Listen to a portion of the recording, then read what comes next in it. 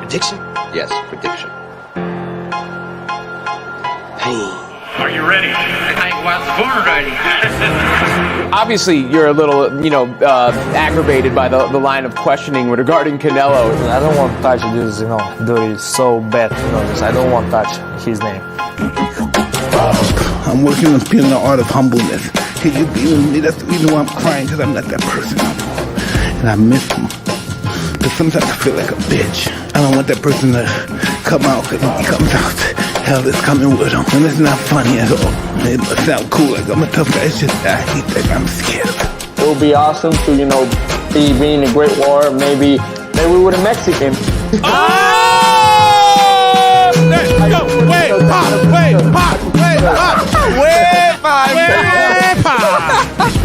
I have to put the joke. No, hey. Thank you for playing, man. I appreciate Good you. timing, man. Can't put predictions, man, but I definitely don't want to leave it to the judges.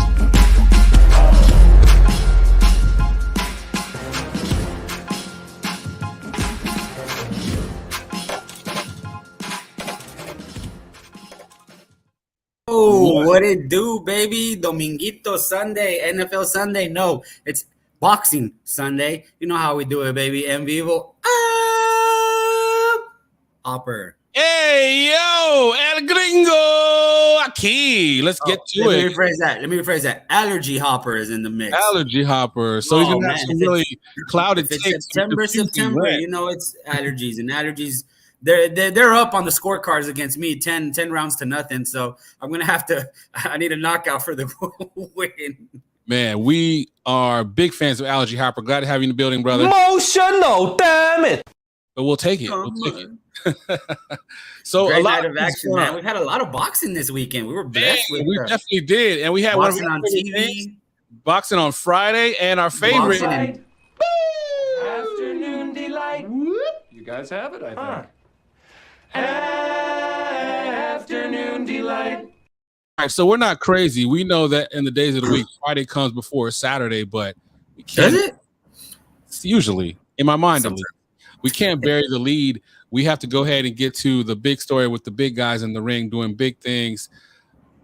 Joe, Juggernaut, Joyce, man, what a performance. 11th round knockout. That left hook was bringing the pain. And it was a tough matchup. It was a very entertaining fight. We both are big on Joseph Parker. I'm been a fan on him for a while. I remember you interviewed him in Frisco. I had a chance to talk to him. Yeah, cool ass dude, man. Very very thoughtful. Very. I mean, he talked to you like he's known you for a while. He wasn't a douche like some boxers are. Yeah. Shout out to the Jamal Charlo. Jamal Charlo. But no, yeah, he is a cool cat. He really is, and he showed a lot of heart. He showed a lot of tenacity. He had moments, he had a lot of moments where he showed that he was ready to engage. He went on his shield. He had never been stopped before, but the Juggernaut, oh my goodness, unbelievable. And Joyce has responded. Oh, he's got what a shot. It just kind of all happened where it was like the perfect placement of the punch.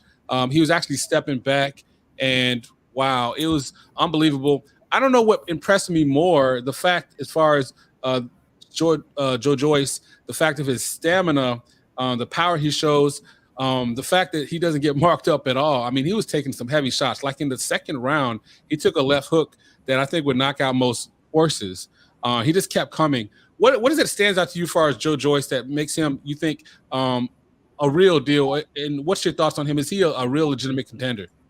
Well, I mean, it's boxing. You hate to discredit someone, especially after a very impressive win over a former champion in Joseph Parker. But Joe Joyce, I think if you look at the top of the heavyweight totem pole, I mean, you still got Usyk, Fury. Those are 1A, 1B, however you want to rank them up until they fight, until we figure it out. And then right below that, you still have Deontay Wilder. I think Deontay Wilder, for as much crap as we give him, he'll still knock a lot of these guys out, man.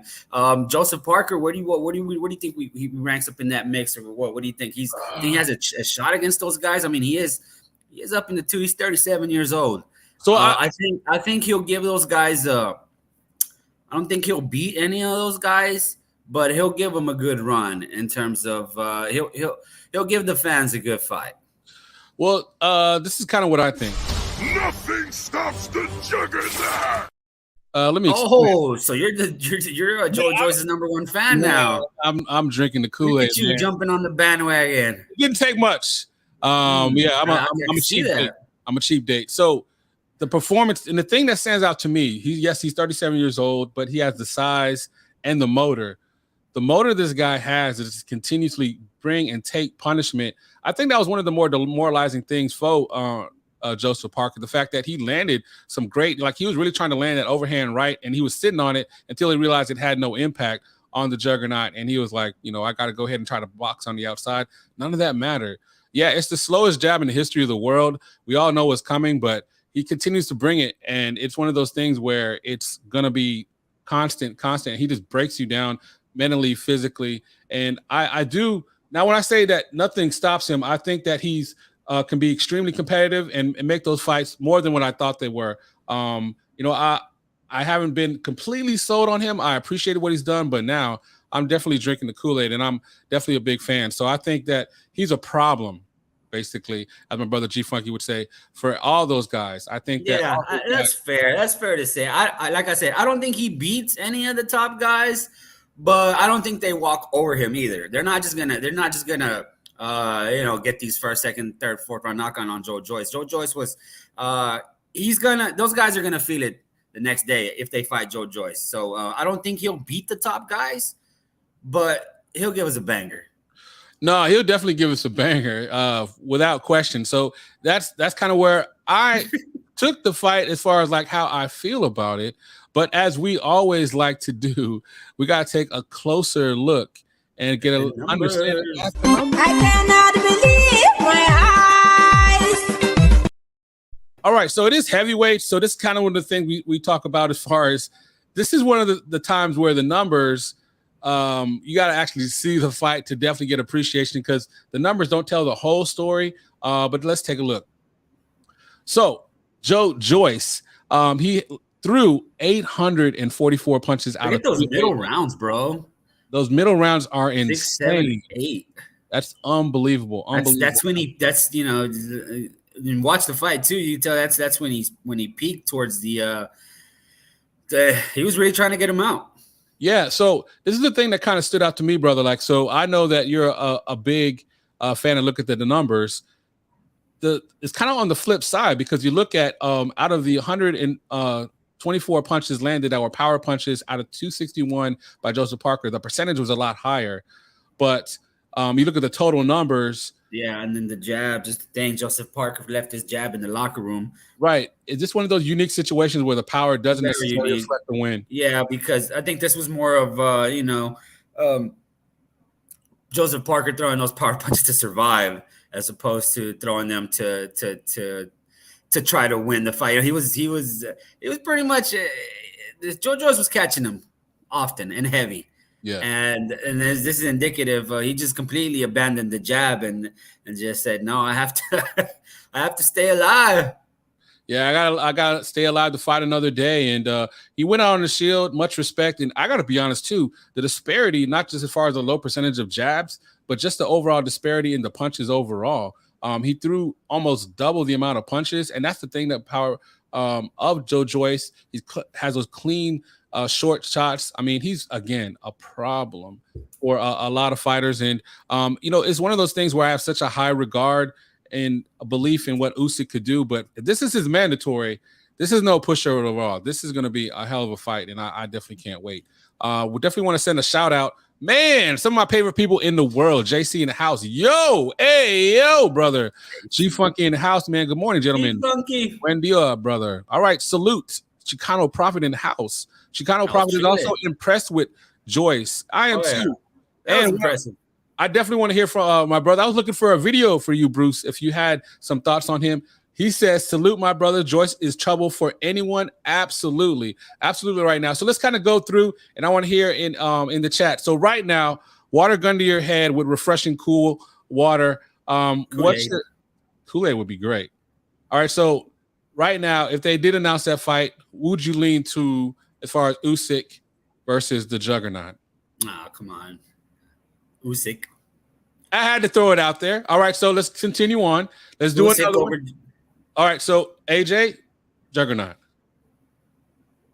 Well, considered, if I'm not mistaken, it's the amateurs. I think AJ knocked him out in the first round in the amateurs. But that was the amateurs. This is the pros. AJ's taking a few losses now already.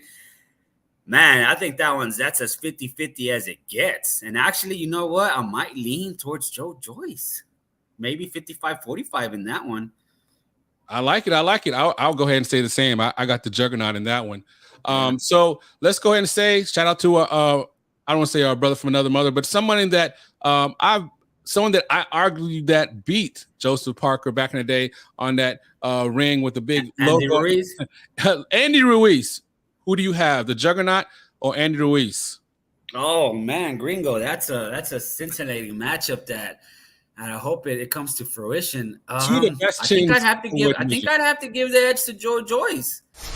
Nothing stops the Juggernaut. All right. Nothing stops the Juggernaut. Majin Buu, aka Andy Ruiz, I don't think will stop the Juggernaut. So all right, so I think I'd have to lean Joyce in that one. All right, so that's another top guy. All right, so let's go with this one. Juggernaut versus Wilder. Wilder. All right. Wilder. And I think Wilder. He's a little too long for him, just too athletic, and that punch is that right windmill hook from Wilder. No, I hear you. I think that's the thing though, because it would be because I thought that it'll be a fight. Wilder's losing up until he gets the knockout. That's how I think a fight with Joyce will go down. Who has the better chin?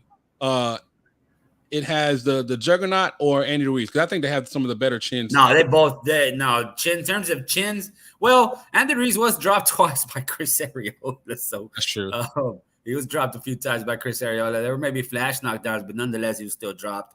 AJ dropped him good. I think, and Joyce has in his pro career. I think I'd have to lean Joyce. What? Nothing stops the Juggernaut. Hey, in terms of chin, out of both of those guys, I mean, the proof is in the pudding, man. Motor, jab. This brother has some kind of amazing DNA where he doesn't get marked up because he was getting hit and just kept on coming. Like to your point, he's the Juggernaut, probably with Wolverine's abilities to rejuvenate. Yeah, that's actually a good call out. But yeah, I guess the last one. Let's see, we got in the chat. That's a nice one. Our brother Bruce. Joyce has the chin of George Chavarlo. That's up there, man. That's one of those legends. And that's the thing because Char still has it. Char has that belt, and that was a possible fight they were talking about for Fury. So I think it'll be a much more entertaining fight to have the Juggernaut go against them. So I gotta ask, as far as like that last one before we start getting into moving the topic to what you think? Would you say Fury or Joyce? Right. What did you say? Yep, Juggernaut or Fury. Or Fury. Oh yeah, I'm gonna pick Fury on that one. You? Yeah, I'm gonna go Fury, but it's gonna be a hell of a fight. I'll put it like this. Hell of a fight, yeah. Then Dylan White. And then the storyline too, revenge for Joseph Parker, his stablemate. So that's an intriguing storyline right there. So yeah, all in all, I'm excited. I'm drinking the Kool-Aid. I'm excited. It's another day. Joyce, #1 fan now. I get it. I'm up there. Nothing stops the Juggernaut. I think you just like playing Juggernaut's clips, man. Yeah, I kind of do. All right, so talking about things that didn't really necessarily play out well, but it's that's the world of boxing where we get frustrated, disappointed, but it actually turns out to be something that we're wanting. What a dominant performance by Shakur Stevenson. What do you think about his performance? And I'd love to hear your thoughts, brother. Shakur Stevenson. Yeah, that dominating performance. And you know what? We got to give some credit to Robson Conceição, because he came out like those first few rounds. He came out throwing some heavy leather. Like he was confident and he believed that he could win that fight against Shakur. It took him about towards the end of the fourth round when he got caught. Shakur got him, kind of hurt him, and it all just went down here for Robson Conceição after that. But Shakur, I think he has rabbit ears. Puts his ears to the ground. He hears what people say about him, and a lot of people say he has a boring style. I think in this fight, and also I saw it more in the Jamel Herring fight, he was taking a lot more risks. Shakur, He was in the trenches. He was in close range to engage with someone as dangerous puncher like Robson Conceição, who was throwing with really bad intentions. So I didn't see Shakur do that as much with Oscar Valdez. I think he was more technical in that fight, but in this fight against Robson, the fight against Jamel, I think Shakur is taking that boring style to heart, and he's actually trying to engage and give the fans a little more action than we're accustomed to seeing. And yes, he was hit a few more, a lot more than we're used to seeing Shakur get hit. But I think that's by design because of the risk that he was willing to take to give the fans a better fight. And it was entertaining for like the first 4 rounds. And then Shakur caught him, and it was all she wrote. It was all Shakur after that. It was a dominating performance by Shakur. I do want to touch on the fact that he came in overweight. Look, we rip on the boxers sometimes when they do this. But Shakur, throughout his whole career, has been nothing but in the ring, constant, only emotion dude score Canelo versus Triple G a draw. Manny, I think they're talking to you. Oh, he's not here. But anyways, yeah, back to Shakur. I think throughout his career, he's been a very consummate professional in the ring. I just think your body just hits a certain point where it's just not going to be able to cut weight anymore. I mean, and he's a tall kid. I call him kid. Oh, look at me, I'm an old guy. But yeah, he's a tall kid, and he's not too young anymore, man. So it's time for him to move up. The 135 makes sense, and that's where the money division, the fire division, is at. And he's already calling out Devin Haney. Once he gets over Camboso, I think that's a possibility. That's a fight that can probably be done a lot easier than some of these other guys. Tank's there, Ryan Garcia's there, Pitbull Cruz is there, William Cepeda's there. I mean, you got a who's who at the 135-pound division. And it was time for him to move up. He missed weight. It was unfortunate, but I mean, that kind of stuff happens, man. When you outgrow a division. And hey, it's just one of those things. Just win and move on, relinquish the belts, and move up to the next division. And that's exactly what he's doing. No, definitely. He dismantled and destroyed Conceição. Like, he defeated him so easy. It was kind of mind blowing. And it's one of those things where, like, short memory. What have you done for me lately? Like, yeah, I was disappointed as far as the weight. He did come out and say on Twitter, like, he commented that, he's getting older. He commented himself, it's hard for him to make that weight. If it is, it is. And then selfishly as a fan, you already mentioned some of the possible names. Much, much more lucrative fights, big fights, exciting fights with guys that are also within that age range. And as far as truly seeing how great he could potentially be. So it was a truly dominating performance because I really thought Conceição was going to present some problems, but he really didn't. It was the ultimate example to me of boxing levels, because Conceição is on a high level. He's got a high boxing IQ. There's a lot of things he can do in the ring. A lot of people believe he beat Valdez. Right. I'm one of them, actually. I mean, it was a real close fight. You can make that happen. Well, I do what I can. But we got to go by not just what we think. We got to go by the number. I cannot believe my eyes. Oh, man. Let's take a closer look. So, wow, these numbers are very, very telling. So as far as like the overall punches thrown, just domination, man, total domination. But looking as far as like the total punches thrown, 531 for Stevenson, 199 landed. That's crazy. 483, 60 land for Conceição. Only 12%, 5 body punches total for Conceição. So totally abandoned the body. Jabs, man. Look at jabs. That is a crazy numbers shown there for our man Shakur Stevenson. 47 landed out of 211, 22%. And then the power number. Now the power numbers here are more what we are lying as far as like showing the dominance of the fight. 48%. He was sitting on punches, showing some devastating shots that were in there. And then pretty much like after, and you could see on there, after you called it, like around the 4th round on, Conceição didn't land over single digits. In fact, he never landed more than 5 shots other than to the last round. And then Stevenson never took his foot off the gas. So I do think he does hear those birds chirping, and that may have affected his performance. But whatever he did. He channeled that into an amazing dominant performance. And I don't want to, I don't think I'm understanding that at all. I was extremely impressed. Way to step up, and I'm excited to see what he has next.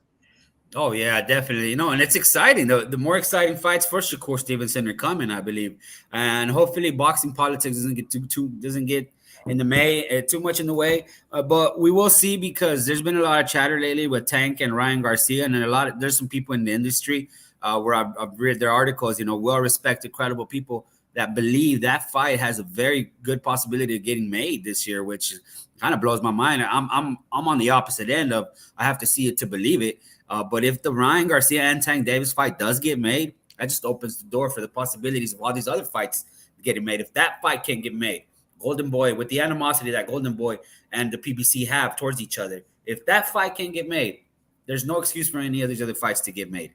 So that's just the first domino to fall, and hopefully the 135 division can give us some exciting fights for next year, because they're all right there. Shakur, Devin Haney would be a fantastic matchup. You throw Pitbull against anybody, you throw Cepeda against anybody. I mean, oh my goodness.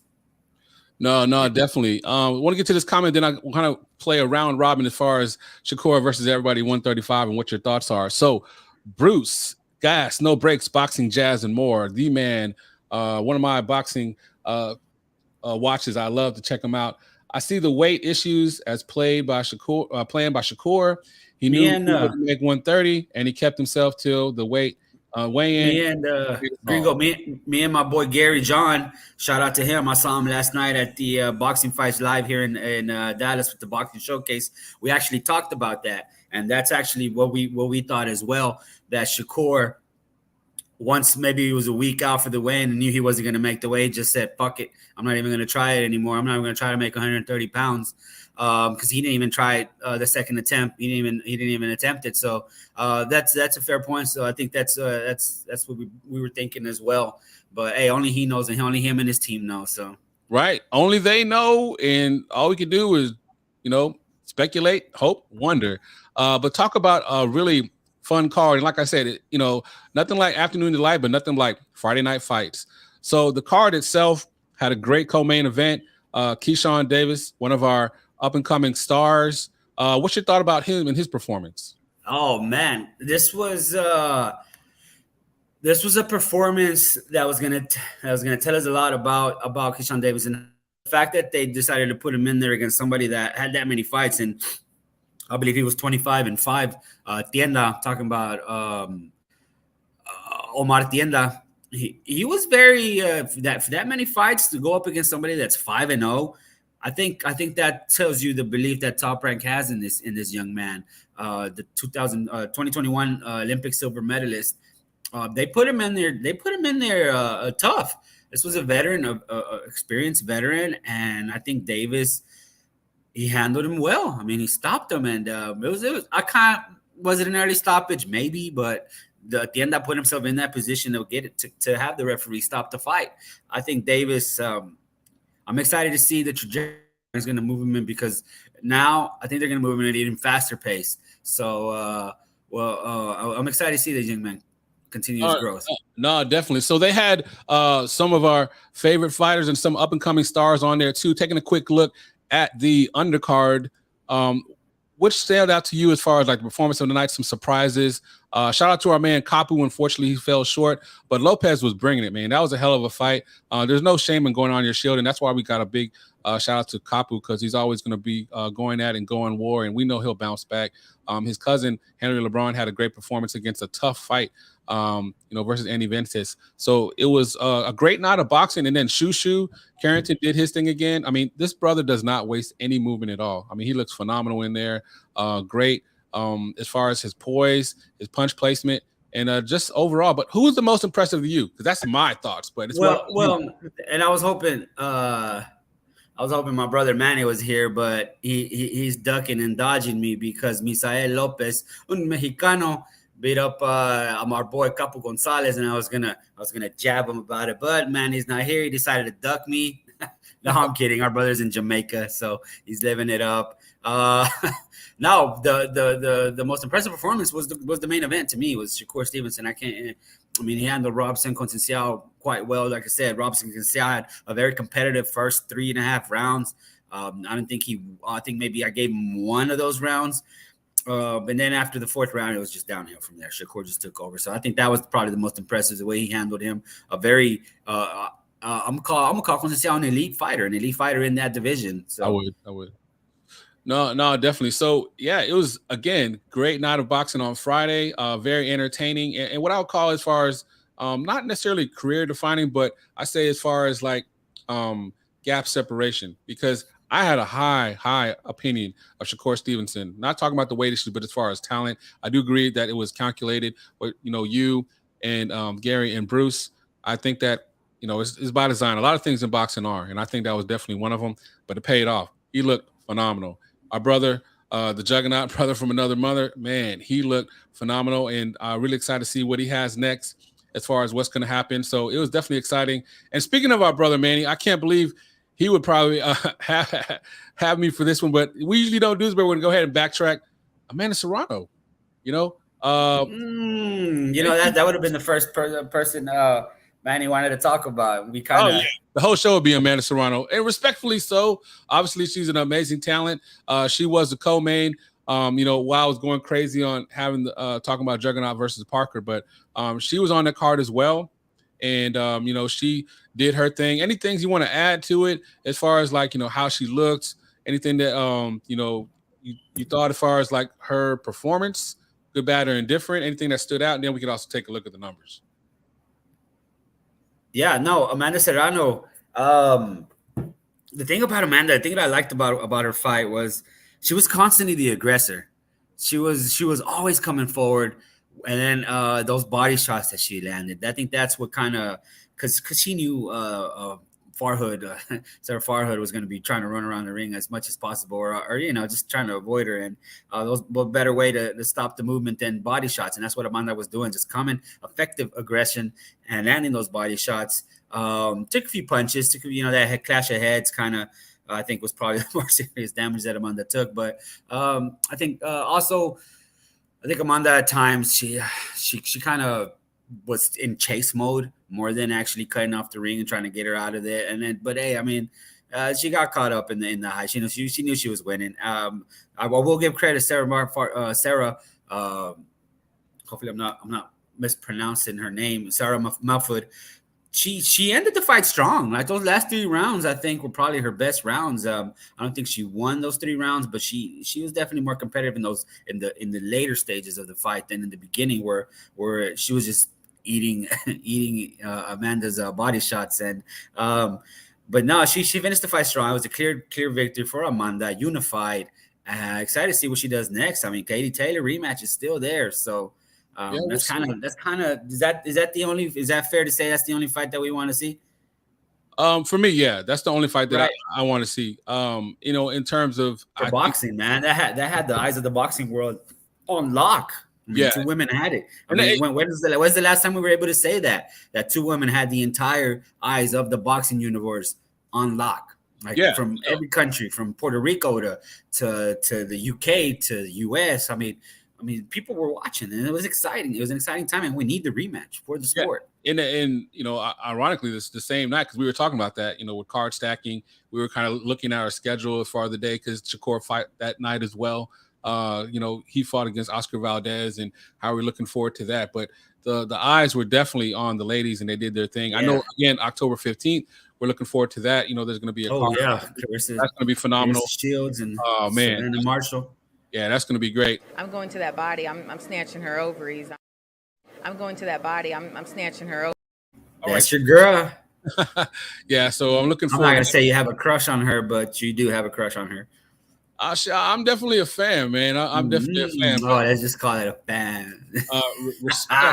Respect the talents. Let's just put it like that. Yes, there you go. Respect the talents and the God-given talents, right? Yeah. Respect the talents. No doubt at all. I'm about to eat your ass. Okay. All right. Whoa. Hey, yo. What's going on? Morning said just gotten blue. Let's keep it going. But you know what? I think it's only fair because we said we thought what we saw. We saw what we thought. But let's take a look at the numbers. I cannot believe my eyes. I can. All right. So it was total domination. So Sarah, my fold, all of her punch, she threw a lot of punches, 615, but only 11% landed. 7 kept missing. overall. I mean, I'm not even trying to laugh, but these numbers are crazy low. Amanda Serrano, shout out to her. So 706. Keep in mind, these are 2-minute rounds. These ladies 2-minute rounds, bro. That's a lot of punches for 2 minutes. That's a lot of punches, that's man. That's what I was telling you. Amanda just kept coming. Right. And then also as far as like the power, you know, it's there. I mean, it's low, and as far as like, you know, that magic number, my brother Hopper says he wants to be closer to, you know, 45, 50, 33. But when you're, you know, landing so many more punches, I mean, just look at the breakdown per round. I mean, she's doubling her, tripling her, you know, in case of the 8th round, quadrupling her, as far as like the punches landed. It's crazy, and it's just it's buck wild, man. It's and again, no disrespect to Monfo, like she had some respectable rounds, and you know, she evened her out in the 9th round, you know. So, you know, shout out to her. But then, you know, Amanda did her thing.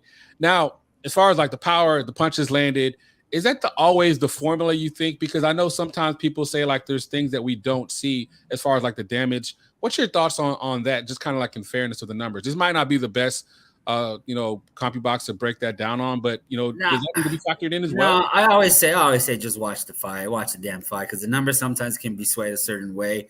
Like especially, I'm glad you have the total punches landed per the round, because a fighter can have more punches in one round, you know, a ridiculous amount of punches in one round, and then all the other rounds just you know, are a little more even. So it's the numbers are great to look at. But also you're trusting somebody to accurately decipher how many punches have been thrown. So, you know, just watch the damn fights, as I always say. Man, just watch the damn fights, man. I hear you, brother. Fights, I was almost getting ready to load up your rant track. You know what I'm saying? Like I thought you were getting ready to. Oh, here we go. I don't want peace. I want problems always. All right, so let's talk about it. Not all rants are bad. Some rants are good. You had an amazing performance. Shout out to my brother from another mother, Hopper, was in the house. And we're going to be dropping a full review, but he wants to give a quick overview. What was it like being in Mesquite, Tejas? Man, I got like almost carjacked there like 18 times. Shout out to them. That is a hood for real, man. It is no joke, man. Don't go there at night unless you know somebody. And if you know somebody, meet them somewhere in a public place. Hot damn. But what was your thoughts on the fight? Yeah, I won't take too much time on this, because like I said, we're gonna drop a recap video on this after this. No, the venue was a lot smaller than the Mesquite Rodeo where they're used to having it. It was an indoor soccer arena, but it was the right size for the number of people that were there. It was a packed house. The setup was amazing. The boxing showcase pays attention to the details. Every fighter had a pretty cool entrance with the sparks and the fireworks and the songs and the DJ playing with the lights. So it was, and that's what it's all about, you know. As a paying customer, you want to be entertained. You want to see the theatrics. You want to see the show, and that's what the boxing showcase did. Was they put on you know a good show for the paying eyes, and I'll leave it at that. And we'll touch on all the performances and the fighters and the results in the recap video. No, man, that's awesome. And that's a great little teaser. You know, and there's also a lot of images and great stuff. Shout out again to my brother Hopper that you see on our IG, but be looking out for that recap video. And shout out to everybody a part of it. Hesper Vasquez, they do their thing, and we'll be touching on that in that separate video. But was there anything that you wanted to touch on, brother, as far as like the news and notes, anything that had you excited? Qué lindo, él dijo responde. ¡Ay, mierda! That clip trips me out, man. Yes, there is one thing, and I guess this can be my final thought too, Gringo. There is something I want to bring up. Some Brits were fighting on the other side decision in Nottingham.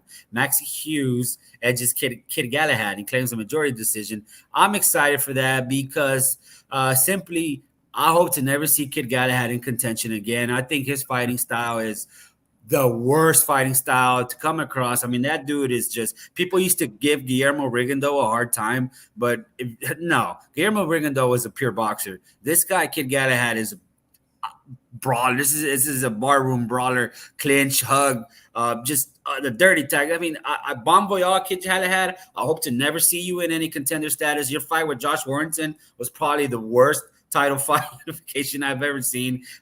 Kid Galahad, I'm not a fan. If you can't tell, I think that fighting style sucks. I don't like it. I hope to.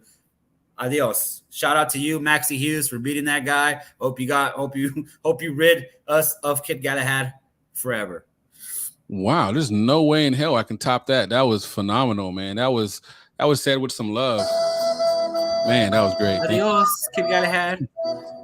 Bro, that fighting style is just, I'm not a fan of it, dude. Like, fight a little bit. Don't just throw half a punch and then clinch, try to elbow it. Dude, come on, man. I have that's why you were, when Kiki Martinez had knocked him out, you were excited. Yes. I was like, and he took another loss, so hopefully this is it. Bye-bye. Wow, man. I can't top that, and I'm not going to try. But I will go ahead and say thank you guys so much. Again, another interesting, exciting highs and lows, the love, the passion we have for this sport that is, unmatched, man. There's a lot of times where you hate it, but then you have weeks and days and moments like this where you're reminded of why you do love the sport. Yes, I am drinking the Kool-Aid of Shakur Stevenson. Yes, I am drinking the Kool-Aid of the Juggernaut. Nothing stops the Juggernaut! Well, until he fights somebody that's better than him. But also, I want to say thank you guys again for spending time with us. There's nothing more precious, more valuable than your loved ones and your family. And when people spend time with you, because that's the most valuable commodity we have. There's nothing more important to me than talking about the sport that I love and have passion for, and the pageantry and the beauty of other people's cultures. And that, to me, is personified in this moment. One of my favorite moments in boxing, Vicente Fernandez singing the Mexican national anthem for Julio Cesar Chafia's El Gran Campeón. Thank you guys so much. Man, be lookout for next week. We got more. Our brother will be back from Jamaica. He's doing his thing, and be looking out for the recap video from the Boxing Showcase. We love you guys. We out. Shout out to the women crushing it Wednesday and everybody out that supports us. We love you. We out. Top recording artist from Mexico, Vicente Fernandez.